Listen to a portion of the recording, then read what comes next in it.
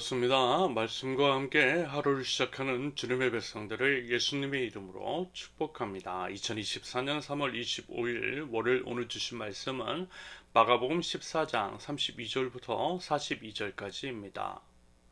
그들은 겟세마네라고 하는 곳에 이르렀다. 예수께서 제자들에게 말씀하시기를 내가 기도하는 동안에 너희는 여기에 앉아 있어라 하시고 베드로와 야고보와 요한을 데리고 가셨다. 예수께서는 매우 놀라며 괴로워하기 시작하셨다. 그래서 그들에게 말씀하셨다. 내 마음이 근심에 쌓여 죽을 지경이다. 너희는 여기 머물러서 깨어 있어라. 그리고서 조금 나아가서 땅에 엎드려 기도하시기를 될 수만 있으면 이 시간이 자기에게서 비껴가게 해달라고 하셨다. 예수께서는 이렇게 말씀하셨다. 아빠, 아버지께서는 모든 일을 하실 수 있으시니 내게서 이 잔을 거둬 주십시오. 그러나 내 뜻대로 하지 마시고 아버지의 뜻대로 하여 주십시오. 그런 다음에 돌아와서 보시니 제자들은 자고 있었다. 그래서 베드로에게 말씀하셨다. 시몬아, 자고 있느냐? 한 시간도 깨어 있을 수 없느냐? 너희는 유혹에 빠지지 않도록 깨어서 기도하여라. 마음은 원하지만 육신이 약하구나.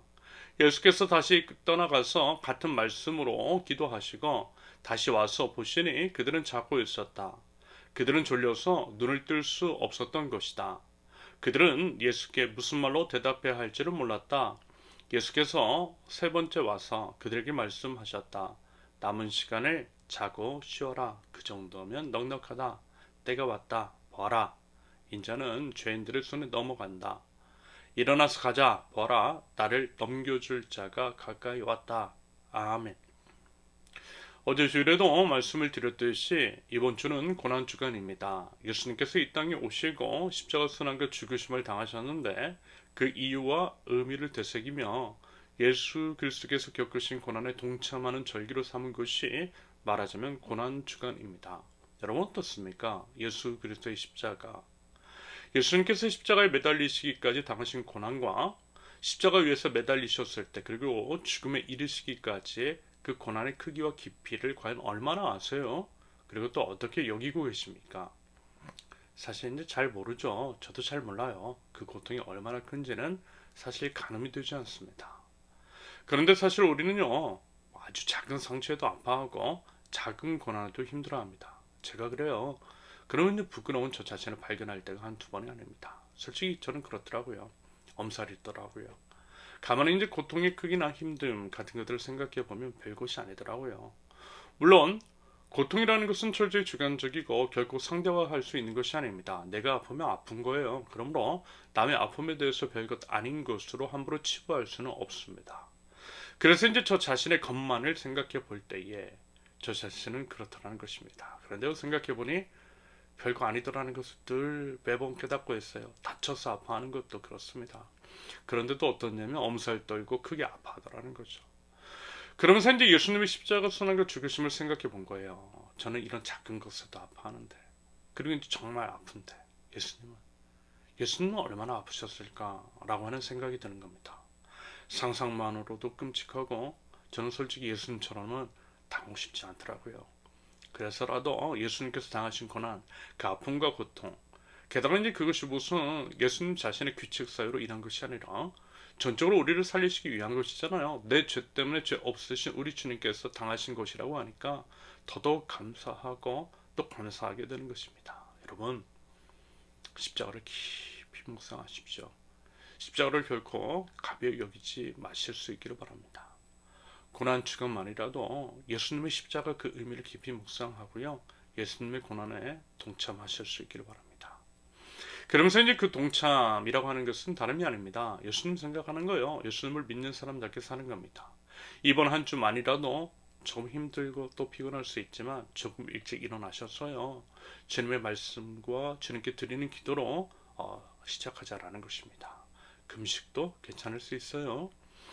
이런 이유로 이제 전통적으로 각 교회 및 성도들은 특별 새벽 기도회라든지 금식 등으로 고난 주간을 보내기도 했습니다. 그러면서 역시 저는 어제 주일의 말씀에서 이런 말씀을 드렸어요. 하나님 사랑은 이웃 사랑으로 이어지듯이 예수님의 고난에 동참하는 것은 이웃의 고난에 동참하는 것으로 이어지는 것이 맞는 것이라고 말입니다. 그러므로 우리의 이웃, 특별히 이제 고난과 고통 가운데 있는 이웃을 돌아보고 우리가 이제 도울 수 있는 방법은 무엇이며 그에 대한 구체적인 실천을 해보는 것도 그리스도의 고난에 동참하는 유의미한 일일 수 있다라고 했습니다. 여러분 그런 것들도 한번 해보자라는 것입니다. 그럼으로써 예수 그리스도의 십자가 순환과 죽으심 그 의미를 살아내는 우리의 고난 주간이 될 수 있기를 바랍니다. 예수님과 제자들은 6월절 만찬 후에 겟세마네라고 하는 곳에 이르렀습니다. 거기에서 예수님은 기도하세요. 기도의 내용은 이런 것이었습니다. 할 수만 있다면 십자가 고난을 피하게 해주시라는 애원이었어요. 그러면서 이제 몹시 괴로워하셨다라고 합니다. 말씀을 보니까 마음이 근심에 쌓여 죽을 지경이라고 표현을 해요. 그만큼 피하고 싶으셨던 거죠. 여러분 혹시 수술 해보셨어요? 저희 아내도 최근에 큰 수술을 했고요. 저도 이제 비록 큰 것은 아니지만 여러 차례 수술을 받아본 적이 있습니다. 수술을 기다릴 때 그 기분, 그 괴로움과 공포, 이루 말할 수가 없습니다. 아마 이제 수술을 받아보신 적이 있는 분이 이게 뭔지 아실 거예요. 그런데 여러분, 수술 정도가 아니라는 거예요. 십자가 순환과 죽음입니다. 여러분 그것을 앞두고 계시니 여러분 얼마나 두렵고 괴로우시겠느냐라는 거죠. 혹자는 이런 얘기를 해요. 예수님은 하나님이신 예수님도요. 인간의 죽음은 처음 경험하시는 것이래요. 그래서 두려우셨을 것이래요. 여러분 맞지 않습니까? 예수님도 죽음을 경험해보지 않으셨어요. 그러니 충분히 공포스러울 수 있는 거죠. 그리고 이제 무엇보다 예수님께서는 인간의 죄삭을 다 치르시기 위해서 완전한 인간이 되셨어요. 이게 무슨 얘기냐면 인간으로서 당할 수 있는 고난, 고통, 통증, 아픔 같은 것들을 온전히 다 겪으셨다라는 것입니다. 죄에 대한 싹쓸이를 완전히 치르시기 위해서 완전한 인간이 되신 예수님이십니다. 그래서 더더욱 괴로우신 거죠. 여러분 이 안에서도 우리 주님의 우리를 향한 깊은 사랑과 은혜를 경험하실 수 있기를 바랍니다. 여러분 도대체 왜 예수님께서 왜 굳이 그러지 않으셔도 되는데 왜 이러한 고통 고난을 당하셔야 하시고 죽음을 경험하셔야 하는지 여러분 한번 생각해 보시라는 거예요. 결국 사랑한 거죠. 죽기까지 사랑하신 우리 주 예수 그리스도. 우리 없이 살기보다는 차라리 죽는 편을 택하신 온 우주의 왕. 여러분 십자가에 담긴 이 엄청난 의미를 생각하면 여러분 그 의미가 무엇인지를 제대로 안다면 과연 여러분 지금 이대로 여전히 과거 그대로 살 수 있는지 여러분 자문해 볼 수 있기를 바랍니다. 아무튼 예수님이 십자가 매달리기 전에 힘써 기도하셨어요. 완전한 인간으로서 인간이 가질 수 있는 연약함으로 십자가를 피할 수 있으면 피하게 해달라고 하나님께 애원합니다. 그런데 결국에는 어떻게 해요? 예수님 자신의 뜻대로가 아니라 아버지 하나님의 뜻대로 하겠다라고 기도를 바꾸세요. 완전한 순종의 본을 보여주신 예수님이십니다. 여러분 우리도요 그 예수님 따라 아버지 하나님의 뜻을 순종할 수 있기를 바랍니다. 그 믿음 달라고 기도하자라는 거예요. 그러면 여러분 순종하는 우리에게도 부활의 영광을 맛보아 알게 해 주실 것입니다. 한편 예수님께서 이제 제자들을 데리고 함께 산에 올라가셨고 그 전에 이미 예수님께서 십자가 순환을 당하실 것이라고 말씀하셨는데다가 예수님께서 기도하시는 동안에 기다리라고 하셨는데 그 시간을 못 참고 꾸벅꾸벅 졸던 제자들입니다. 시간이 뭐 오래된 것도 아니에요. 37절에 보면 고작 1시간입니다. 1시간도 못 참아서 졸고 있어요. 예수님은 괴로움으로 생사를 걸어 기도를 하시는데 제자들은 졸고 있더라는 거죠. 여러분 그 모습을 본 예수님의 마음이 어떠셨을까요? 솔직히 저 같으면 화났을 것 같아요. 어이도 없고 기가 차서. 그런 제자들을 위해서 그런 우리들을 위해서 죽는 편을 택하지 않을 것 같습니다. 도대체 왜 이런 우리를 위해서 예수님께서 죽으셔야 하느냐라는 거죠. 게다가 예수님은 온 우주의 왕이신데요. 그런데 여러분 참 감사하고 또 믿을 수 없는 게 뭔지 아세요? 예수님은 그럼에도 불구하고 탓하지 않으셨어요. 피곤함을 우리 약함을 다 아시고요. 또 인정해 주셨어요. 그리고 이제는 됐다라고 차라리 치라고 하셨어요. 그리고 십자가를 향해서 외롭게 뚜벅뚜벅 걸어가십니다. 여러분 그 예수님 바라보세요. 그럼에도 불구하고 끝까지 사랑하시는 우리 예수님을요. 맨날 졸기만 하고 연약해서 넘어지고 배반하고 필요할 때만 예수님 찾는 우리를 결코 포기하지 않으시고 끝까지 사랑하시며 결국 십자가로 나아가신 우리 예수님의 그 사랑으로 인하여서 우리가 구원을 얻게 되었습니다.